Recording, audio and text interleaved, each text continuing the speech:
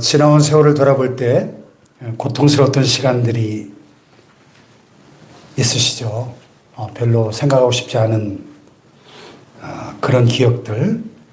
그래도 한번 잠깐 떠올려 보시면 젊은 시절에 사업이 무너졌던 그 악몽 같은 기억들, 창자가 끊어지는 것 같은 자녀들의 방황과 실패, 또 병원 침대에 누워서 천장만 바라보던 수많은 밤들,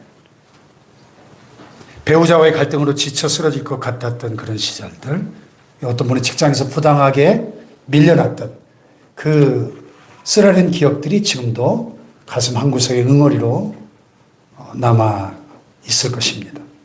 여러분들 그 시간들을 어떻게 기억하고 계신가요? 그때가 내 인생 최악의 시간이었다, 이렇게 기억하고 계십니까? 아니면 돌이켜보니 그때 하나님이 나를 붙들고 계셨구나, 이렇게 기억하십니까? 똑같은 사건이라도 어떤 눈으로 보느냐에 따라 그 의미가 완전히 달라집니다. 오늘 우리가 본문 안 읽었죠? 네. 신명기 8장을 좀 먼저 읽고, 본문도 안 읽고 정신이 없네 오늘. 왜 이러죠? 신명기 8장 1절로 6절입니다. 한번 성경을 다 펴보세요.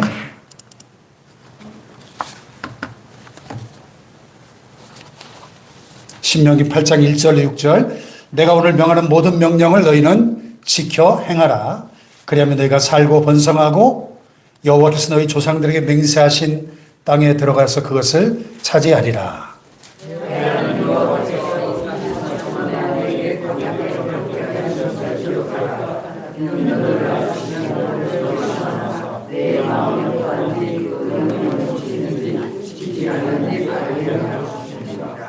너를 낮추시며 너를 줄이게 하시며 또 너도 알지 못하며 내 열조도 알지 못하던 만나를 내게 먹이신 것은 사람이 떡으로만 사는 것이 아니요 여호와의 입에서 나오는 모든 말씀으로 사는 줄을 내가 알게 하려 하심이니라.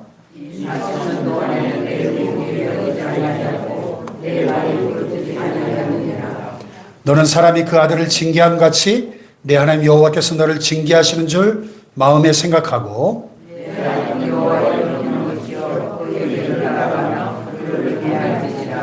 아멘. 예. 이 방금 읽은 신명기 8장 말씀이 바로 그 이야기를 하고 있는 것입니다. 40년이라는 그 기나긴 광야길, 그 힘들고 고통스럽고 때로는 절망스러운 그 시간을 어떻게 기억할 것이냐 하는 문제를 다루고 있습니다. 그래서 이 신명기 8장의 말씀은 바로 지금 그 광야 한가운데 서 있거나 혹은 지금 막 광야 같은 치열한 세월을 통과하신 그런 분들을 향한 하나님의 애절하고도 강력한 당부의 말씀이에요. 이 본문이 선포될 당시에 이스라엘은 광야 생활 40년을 마치고 드디어 꿈에도 그리던 약속의 땅 가나안을 눈앞에 두고 있는 역사적인 순간입니다. 지금 이스라엘 백성은 모압 평지 요단강 동편에 진을 치고 있었는데 저 요단강 건너에 약속의 땅이 보입니다. 이제 모세는 120세의 나이가 돼서 자신이 죽기 전에 마지막으로 백성들 앞에 섭니다. 그의 마지막 설교가 바로 신명기 전체예요. 근데 모세가 이 중요한 마지막 설교에서 가장 먼저 가장 강력하게 외쳤던 것이 무엇이었을까요? 이제 가나안 땅을 정복하라. 전투태세를 갖춰라. 승리의 전략을 짜라. 이게 아니었어요. 오늘 여기 방금 읽은 본문 2절을 보면은 모세가 죽음을 앞두고 백성에 남겼던 최후의 유언은 놀랍게도 2절에 보면 내 하나님 여호와께서 이 40년 동안에 어떻게 해요?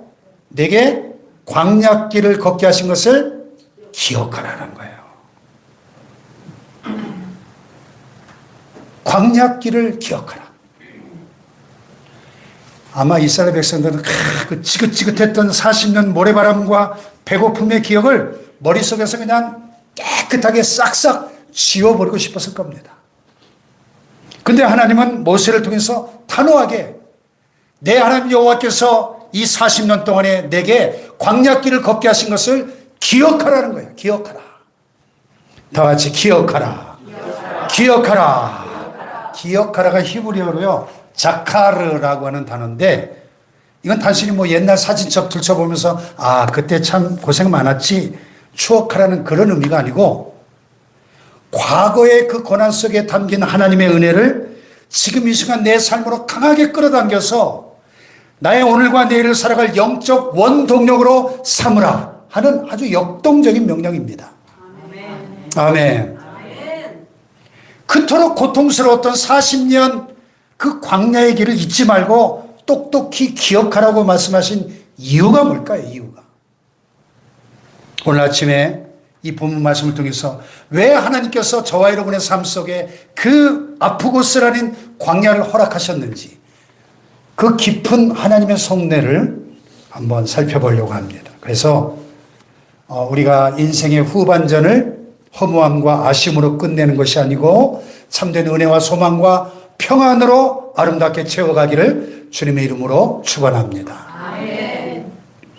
왜 광야길을 기억하라고 하셨나? 첫째, 우리의 교만을 빼내고 겸손하게 하시기 위한 것이었습니다.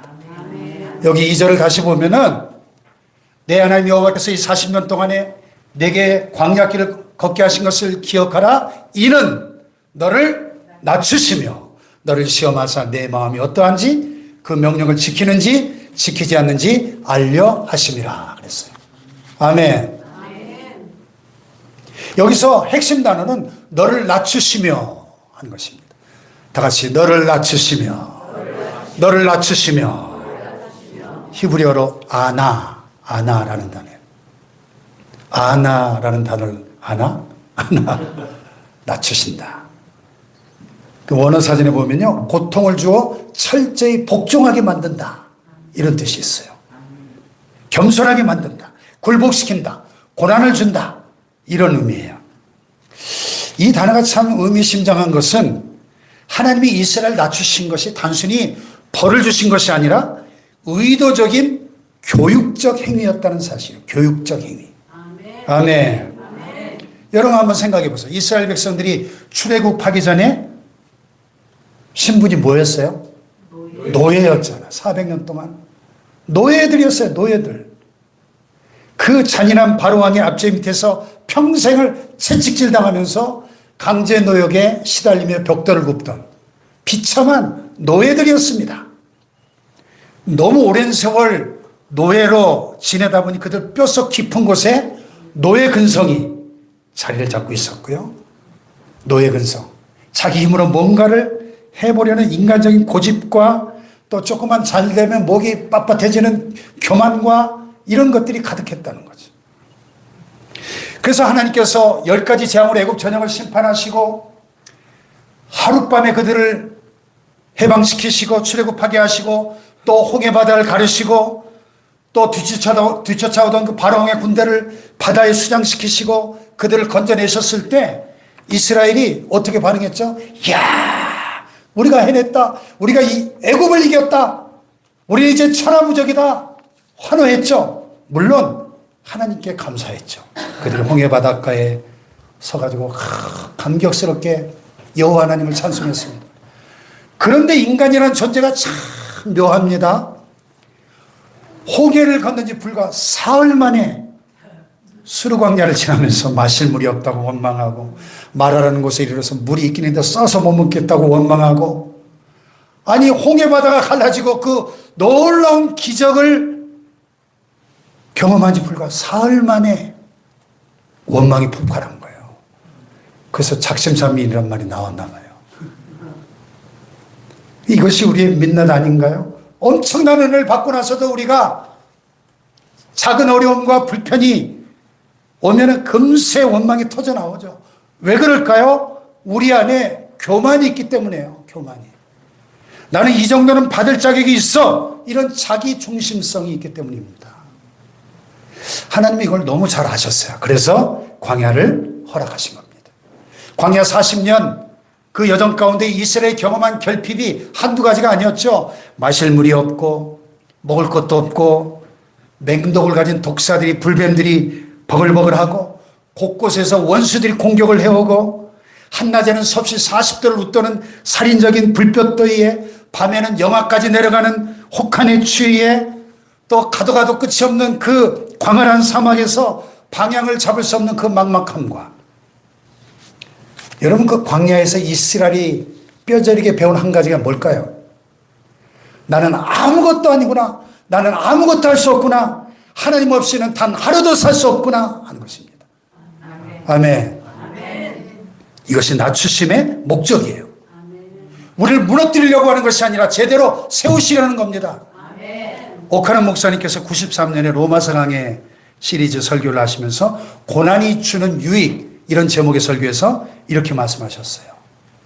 하나님이 우리가 고난이라는 풀무불에 들어갈 때 우리 몸에 덕지덕지 붙어있는 이 세상의 찌꺼기들, 특별히 내 힘으로 살 수 있다고 하는 이 무서운 교만의 불순물을 태워버리십니다.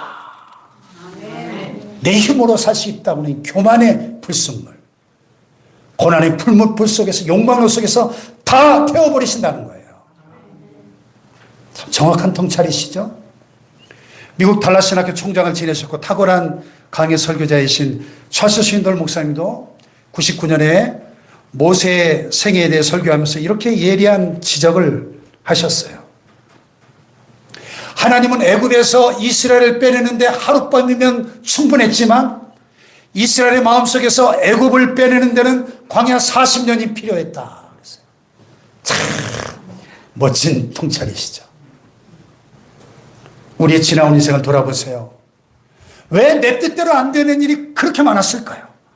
왜 믿었던 사람에게 배신을 당하고, 왜 열심히 읽었던 사업이 하루아침에 그렇게 무너지고, 왜 그렇게 애지중지 키웠던 자식은 내 마음대로 자라주지 않았을까요? 그래서 하나님은 우리를 미워해서가 아니라는 것입니다.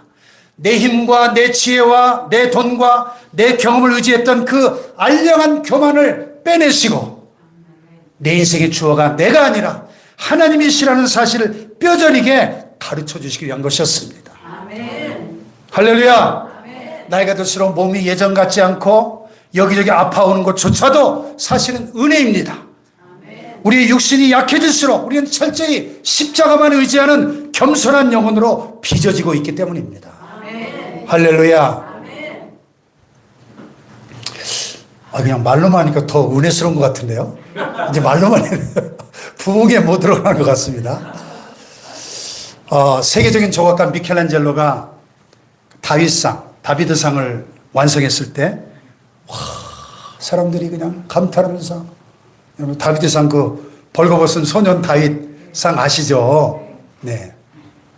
이거 다 준비했는데 이게 안 돼가지고 보여드릴 수가 없네. 네. 아니, 어떻게 저 대리석 안에서 이렇게 아름다운 청년을 끄집어내셨어요? 누가 이렇게 물었어요. 그때 미켈란젤로가 이런 유명한 대답을 했습니다. 그냥 불필요한 것들을 다 쪼아냈을 뿐입니다. 그냥 불필요한 것들을 다 쪼아냈을 뿐입니다. 예, 여러분 하나님이 똑같이 하시는 거예요. 우리 안에는 교만, 내 힘, 내 경험, 내 지혜를 믿는 그 자기 의존성, 이 세상에 대한 그 헛되고 헛된 욕심, 집착, 이 불필요한 것들을 광야의 결핍을 통해서 하나씩 다 쪼아내시는 거예요. 아멘. 할렐루야. 아멘. 그 과정이 얼마나 힘들고 아픕니까? 근데 그것이 끝났을 때 우리 안에서 하나님이 원하시는 진짜 우리의 모습이 드러나더라는 거죠. 아멘. 할렐루야. 아멘. 그래서 지난 세월 어떤 분은 평생 열심히 일하셨는데 자식들이 뜻대로 자라주질 않아서 마음이 아프셨을 겁니다. 어떤 분은 지금까지 건강히 열심히 달려왔는데 이제 몸이 말을 듣지 않아서 속상하실 겁니다. 어떤 분은 젊었을 때 내 인생 내가 책임진다고 큰 소리 치면서 당당하게 살아왔는데 이제 나이를 먹으니 내 것이 하나도 없다는 사실을 깨닫고 허탈하실 것입니다. 그 모든 경험들이 뭐예요? 하나님 우리를 낮추신 것입니다. 우리 안에 불필요한 것들을 다 쪼아내신 겁니다. 그 과정이 고통스러웠지만 그 과정을 통해서 지금 우리가 이렇게 하나님 앞에 겸손하게 엎드리고 있지 않습니까? 여러분 기억하십시다. 광야의 길을 걷게 하시면 하나님 우리를 낮추시고 교만을 빼어내고 겸손하게 만들기 위한 것이었다는 것입니다. 할렐루야. 두 번째는요, 진짜 의지해야 할 생명의 양식이 무엇인지 알게 하시기 위해서. 자, 오늘 본문의 절정인 3절을 다시 한번 보실까요? 3절 시작. 너를 낮추시며 너를 줄이게 하시며 또 너도 알지 못하며 내 열조도 알지 못하던 만나를 내게 먹이신 것은 사람이 떡으로만 사는 것이 아니요 여호와 입에서 나오는 모든 말씀으로 사는 줄을 내가 알게 하려 하심이니라. 아멘. 광야는 먹을 것이라고는 전혀 없는 곳입니다. 이스라엘 백성이 광야에 나와서 제일 먼저 한 일이 뭐예요? 먹는 문제로 원망한 것이죠. 그때 하나님이 하늘에서 비같이 내려주신 게 뭐예요? 만나였어요. 만나. 자, 한 가지 질문을 드려볼게요. 여기 보니까 하나님이 이스라엘 백성들에게 만나를 주시기 전에 먼저 뭘 하셨다 그랬죠? 만나를 주시기 전에 너를 어떻게 하셨어요? 낮추시고 또 줄이게 하시며, 그렇죠, 줄이게 하셨어요. 먼저 배고프게 만드셨습니다. 이게 참 중요한 포인트예요. 왜 하나님은 배부른 상태에서 만나를 주시지 않았을까요? 왜? 배가 부르면 만나를 먹어도 그게 얼마나 귀한 건지 모르잖아요. 은혜를 은혜로 느끼지 못하기 때문에. 결핍이 있어야 체험의 기적이 얼마나 놀라운지를 알기 때문에. 여러분, 만나라는 단어의 뜻이 뭔지 알아요? 만나. 히브리어로 만후. 히브리어로 만후. 이게 뭐야? 히브리어로 만후예요. 평소 애굽에 고기가 막혀서 노예로 부추와 마늘 먹던 그들이 아침에 일어나 나가보니까 지면에 이슬같이 하얗고 작고 둥근 것들이 가득 덮여 있는 거예요. 그래서 어리둥절해가지고 이게 도대체 뭐냐? 만후 하다가 그게 이름이 된 거예요. 만나가 된 거예요. 왜 하나님은 그들이 알고 있던 익숙한 쌀이나 밀가루를 뿌려주시지 않고 도무지 설명할 수 없는 기적의 양식을 매일 아침 주셨을까요? 그것은 내 사업의 이윤, 내 직장의 월급, 내 통장의 잔고가 나를 먹여 살리는 것이 아니고 하늘에서 내려주시는 하나님의 은혜가, 즉 하나님의 말씀만이 내 영혼과 육신을 살리는 진짜 생명줄이라는 것을 가르쳐 주시기 위한 것이었습니다. 아멘. 할렐루야. 아멘. 생각해 보세요. 이름도 모르는 게 하늘에서 내려옵니다. 보이지 않는 하나님이 보이는 방식으로 보내신 음식이에요. 이스라엘 백성들이 40년 동안 매일 아침마다 이름도 알 수 없고 맛도 처음 경험하는 그 음식을 먹으며 살았습니다. 매일 아침마다 만후, 만후, 이게 뭐냐, 이게 뭐냐, 그러면서 먹고 살았어요. 이것이 광야 훈련의 핵심 포인트입니다. 내가 이해하지 못해도 하나님이 주신 것을 신뢰하며 받는 것이죠. 아멘. 할렐루야. 아멘. 이게 바로 신앙이에요. 신앙의 본질입니다. 그리고 하나님이 왜 만나를 주셨는지 그 목적을 모세는 바로 뒤에 이렇게 설명하죠. 만나를 내게 먹이신 것은 사람이 뭐로만, 떡으로만 사는 것이 아니요 무엇으로? 여호와 입에서 나오는 모든 말씀으로 사는 줄을 내게 알게 하려 하심이라. 아멘. 이 구절을 예수님도 사용하셨죠? 광야에서 마귀에게 시험 받으실 때 마귀가 야, 네가 만일 하나님의 아들이라면 이 돌들이 떡덩이가 되게 하라. 그랬더니 예수님이 신명기 8장 3절을 직접 인용하셨죠. 사람이 떡으로만 살 것이 아니요 오직 하나님의 입에서 나오는 모든 말씀으로 살 것이니라.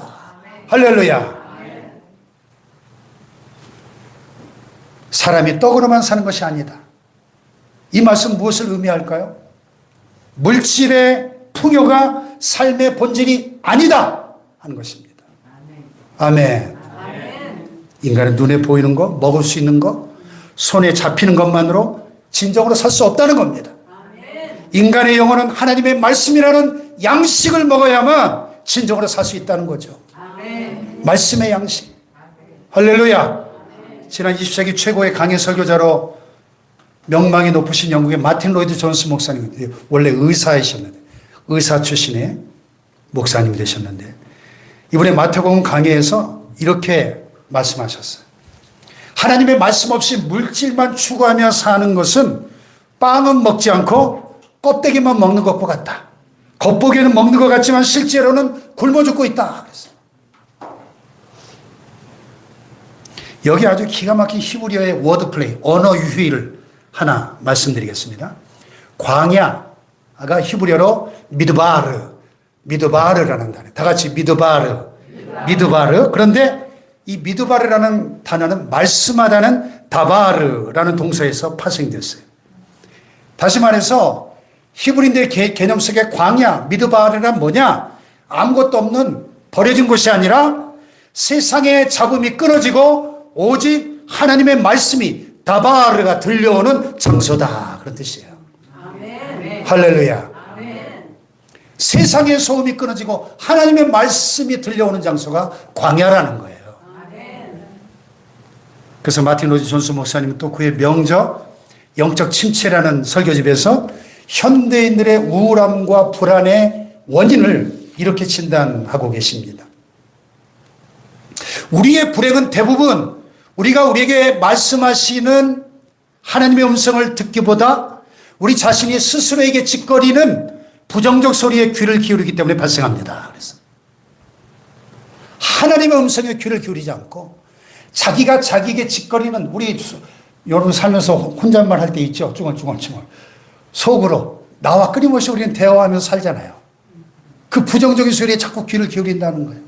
여러분 집에 혼자 계실 때 아무도 없는 그 적막한 거실에 앉아서 TV도 끄고 혼자 있을 때 누구의 소리를 듣고 계세요? 아, 내 인생 끝났어. 나 이제 쓸모없는 늙은이야. 통장에 돈도 얼마 없고 앞으로 어떻게 살지? 이런 내가 나에게 짓거리는 부정적인 소리, 불안의 소리에 귀를 기울이는 것을 멈추라는 겁니다. 여러분이 광야에 서 있습니까? 그 외로운 광야 미드바르는 이제 세상의 떡을 구하던 그 삶에서 하나님의 입에서 나오는 생명의 말씀 다바르를 들어야 할 거룩한 성소로 변해야 한다는 것입니다. 아멘. 할렐루야. 아멘. 육신의 떡은 씹어 넘기면 소화돼서 사라지지만 주님의 말씀은 우리 영혼을 영원토록 배부르게 할 영혼의 양식인 것이에요. 아멘. 할렐루야. 아멘. 2004년 미국 실리콘밸리에서 성공한 IT 기업가 존 헬리시의 간증인데요. 존 헬리시는 30대의 젊은 나이에 수천만 달러의 재산을 모았어요. 사람들이 부러워하는 모든 것을 가졌습니다. 근데 그가 어느 날 자기 블로그에 이런 글을 남겼습니다. 난 지금 배고프다.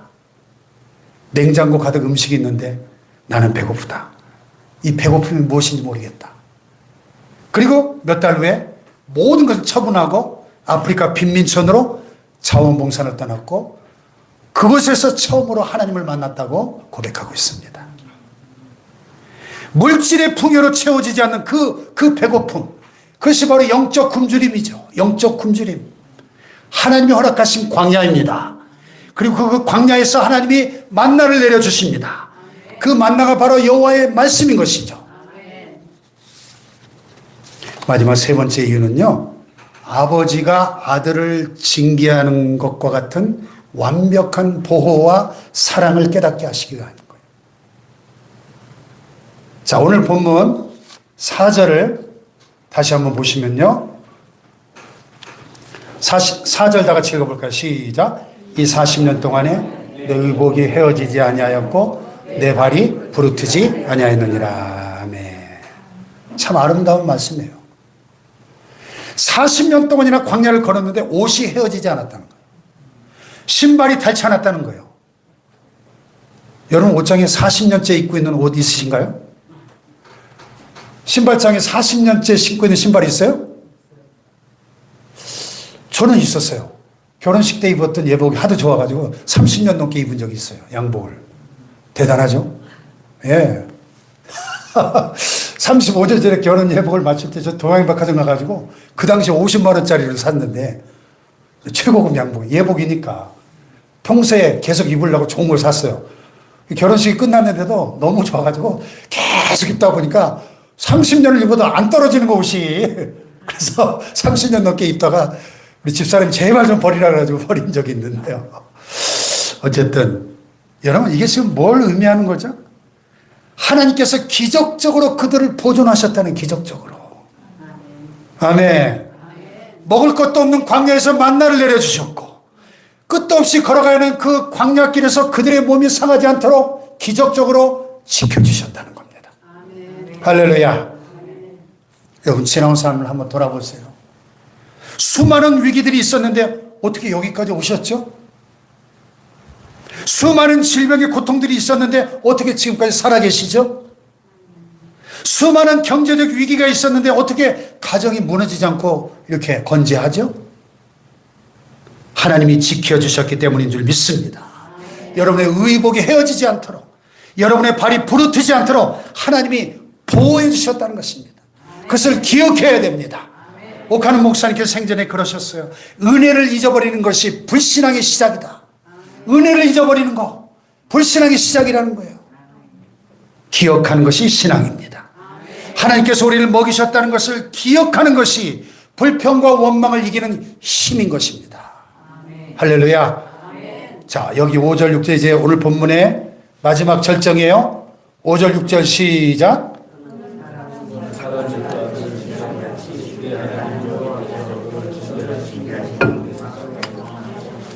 내 하나님 여호와의 명령을 지켜 그의 길을 따라가며 그를 경외할지니라. 자, 여기서 모세가 하나님과 이스라엘 관계를 무슨 관계로 지금 정의하고 있습니까? 아버지와 아들의 관계로. 광야의 그 모든 경험들, 낮추심, 시험하심, 만나러 먹이심, 이 전부가 아버지가 아들을 훈련시키는, 징계하는 과정이라. 징계. 이 징계라는 단어가 야샤르라고 하는 히브리어인데 잠언 3장 12절에도 등장하죠. 여호와께서 그 사랑하시는 자를 징계하시기를 마치 아비가 그 기뻐하는 아들을 징계함 같이 하시느니라. 아멘. 그리고 신약 히브리서 12장 6절도 이 개념을 그대로 인용합니다. 주께서 그 사랑하시는 자를 징계하시고 그가 받아들이신 아들마다 채찍질 하심이라 그랬어요. 아멘. 야샤르는 단순히 벌 주는 게 아니에요. 이 단어 속에는 교육, 훈련, 바로잡음, 교정의 의미가 들어있습니다. 군인을 훈련시킬 때, 선생님이 학생들을 가르칠 때, 아버지가 자녀를 양육할 때 사용하는 단어예요. 그러므로 하나님이 이스라엘 광야에서 훈련시키셨다는 것은 그들을 벌하신 것이 아니라 사랑으로 길러내신 겁니다. 사랑으로 양육하신 거예요. 여기서 우리가 붙잡아야 될 진리가 있습니다. 하나님의 훈련에는 목적이 있다는 거예요. 광야는 목적지가 아닙니다. 광야는 과정입니다. 이스라엘이 40년 동안 광야 생활을 보낸 것은 가나안을 차지하기 위한 준비 과정이었던 겁니다. 준비 과정. 19세기 설교의 황태자 찰스 스펄전 목사님이 이렇게 말했어요. 하나님은 영광을 위해 우리를 준비시키신다. 그 준비는 항상 고통스럽다. 하지만 그 고통은 영광의 무게를 담기 위해 우리를 넓히는 과정이다. 그랬어요. 아멘. 여러분이 이미 경험하셨거나 또 지금 경험하고 계신 그 고통이 있다면 그것은 하나님이 여러분을 광야에 버리신 것이 아닙니다. 하나님이 더 큰 것을 위해 여러분을 준비시키고 계신 것입니다. 아멘 합시다. 말씀을 맺겠습니다. 여기 6절을 다시 보시면 6절 시작. 내 하나님 여호와의 명령을 지켜 그의 길을 따라가며 그를 경외할지니라. 여기 광야 훈련의 세 가지 목적이 나왔네요. 결론적으로 광야 훈련의 목적, 첫째 하나님의 명령을 지키는 것, 두 번째 그의 길을 따라가는 것, 셋째 그를 경외하는 것. 한번 따라해 봅시다. 하나님의 명령을 지키고 그의 길을 따라가고 그를 경외할지니라. 아멘. 이게 광야 훈련의 목적이라는 거예요. 그래서 광야 40년의 훈련이 끝난 그 자리에서 하나님이 원하신 것은 이 세 가지였다는 것입니다. 하나님 말씀대로 살고 하나님이 가시는 길을 따라가고 하나님을 두려워하고 경외하는 것. 아멘. 이것은 가나안에 들어가기 위한 조건이 아니라 가나안에 들어간 다음에 가나안의 그 풍요로움 속에서도 하나님을 잊지 않기 위한 삶의 원칙이었습니다. 사실 신명기 8장 전체를 보면은 진짜 주제는 다 너무 길어서 제가 다 안 읽었는데요. 8절 이하에 등장하는 가나안의 풍요 속에서 하나님을 잊어버리지 말라는 경고예요. 그게 진짜 주제입니다, 사실은. 그래서 8장 10절 이하를 보면 네가 먹어서 배부르고 내 하나님 여호와께서 옥토를 내게 주셨으므로 말미암아 그를 찬송하리라. 내가 오늘 내게 명하는 여호와의 명령과 법도와 규례를 지키지 아니하고 내 하나님 여호와를 잊어버리지 않도록 삼갈지어다. 내가 먹어서 배부르고 아름다운 집을 짓고 거주하게 되며 또 내 소와 양이 번성하며 내 은금이 증식되며 내 소유가 다 풍부하게 될 때에 내 마음이 교만하여 내 하나님 여호와를 잊어버릴까 염려하노라. 고통 가운데 하나님을 잊어버린 사람보다 풍요 중에 하나님을 잊어버린 사람이 훨씬 더 많다는 사실을 여러분 아십니까? 그래서 광야가 필요했습니다. 광야를 기억해야 됩니다. 광야에서 하나님이 어떻게 먹이셨는지를 기억해야 풍요 속에서도 하나님을 경외하며 살 수 있다는 것입니다. 할렐루야. 지금 인생의 황혼이라는 광야, 노년이라는 광야를 걷고 계신가요? 질병이라는 광야를 지나고 계십니까? 경제적 궁핍이라는 광야를 지나고 계십니까? 두려워하지 마십시오. 외로워하지 마십시오. 이동훈 목사님께서 2012년에 광야를 지나는 법, 이런 주일 설교에서 이렇게 말씀하셨어요. 한번 따라해 볼까요? 광야는 지나가는 곳이지 머무는 곳이 아닙니다. 그렇죠. 광야는 지나가는 곳이지 머무는 곳이 아니에요. 여러분, 말씀을 정리하겠습니다. 오늘 본문에 모세는 40년 광야의 길을 기억하라고 명령합니다. 왜? 첫째, 하나님 우리를 낮추셨기 때문에. 광야의 결핍은 우리 안의 교만을 쪼아내시는 하나님의 사랑의 손길이었기 때문에. 할렐루야. 두 번째, 하나님이 우리를 먹이셨기 때문입니다. 그 광야에서도 하나님은 만나를 주셨습니다. 우리가 이해할 수 없는 방법으로, 우리가 전혀 예상하지 못한 때에 하나님 우리를 먹여주셨습니다. 썩어질 이 세상의 떡이 아니라 영원한 생명의 말씀으로 살아가는 법을 주시기 위함이었어요. 할렐루야. 셋째로, 하나님 우리를 훈련시키셨기 때문입니다. 그 모든 과정은 아버지가 아들을 훈련시키는 사랑의 행위였습니다. 광야는 버려진 시간이 아니라 빚어지는 시간이었습니다. 오늘 집에 가셔가지고 저녁 때 한번 조용히 앉아서 지나온 인생의 광야들을 떠올려 보시고, 가장 힘들었던 시절, 그 막막했던 시간들, 그 광야 속에서 하나님이 어떻게 만나를 주셨는지, 어떻게 의복이 헤어지지 않게 하셨는지를 한번 돌아보십시오. 그리고 한번 써보세요. 일기 형식도 좋고 또 자식들과 손주들에게 들려주는 이야기가 돼도 좋습니다. 여러분이 경험한 하나님의 신실하심을 다음 세대에게 전해주십시오. 이동훈 목사님께서 그러셨어요. 신앙의 유산은 재산의 유산보다 100배 더 귀하다. 내가 경험한 하나님을 자녀에게 전해주는 것, 그것이 최고의 상속이다. 그랬어요. 자식의 100억, 200억 물려주는 것보다 내가 경험한 하나님을 향한 신앙을 물려주시길 바라요. 여러분, 우리의 광야는 이미 끝났거나 혹은 아직 진행형일지도 모르겠습니다. 하지만 확실한 것은 이것입니다.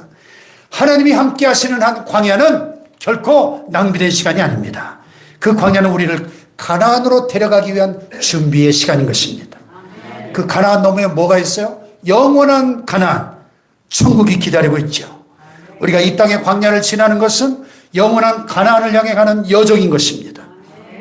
40년 광야길을 잊지 말고 기억하시기를 축복합니다. 그 기억이 오늘을 살아가는 힘이 되는 것이죠. 찬양 하나 부르고 기도하고 마치십시다. 왜 나만 겪는 고난이냐,